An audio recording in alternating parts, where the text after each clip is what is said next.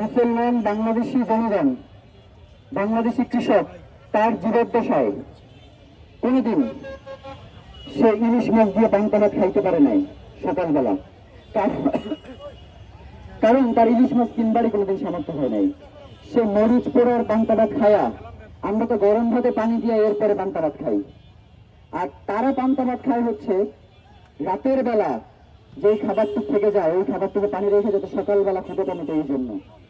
সুতরাং এই যে কৃষককে কেন্দ্র করে আমাদের যে পহেলা বৈশাখ, আমাদের যে উদযাপন, যদি এই কৃষকের কাছে তার ন্যায্যতা আমরা পৌঁছাইতে না পারি, তাহলে আসলে আমরা আজীবনই এই বলি করবো, কিন্তু এই যদি আপমর জনগণের কোনো ফায়দা হবে না। ছোট্ট একটা ঘটনা বলি। 3-4 দিন আগে আমি বাড়িতে গেছিলাম এই ছোটদের যে ইসের নারিকেল পাতার চরকা, ঘড়ি, চশমা এগুলো নিয়ে আসবার জন্য। তো গিয়ে একজনের সাথে আমার কথা হইলো। আপনারা জানেন যে সরকারের পক্ষ থেকে কৃষককে প্রচুর পরিমাণে প্রণোদনা দেওয়া হয়, সার থেকে শুরু করে সকল ধরনের। সেইটাতে পর্যন্ত এমন পরিমাণ চাঁদাবাজি চলে যেটা আপনারা কল্পনাও করতে পারবেন না।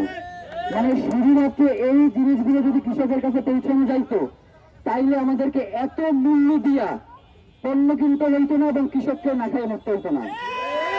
সুতরাং কৃষক বাঁচানোর আগে আমাদেরকে চাঁদাবাজ মেরে ফেলতে হবে, বাইরে পিটাই মেরে ফেলবে না, জিরো টলারেন্স নীতি অবলম্বন করতে হবে চাঁদাবাজদের ব্যাপারে।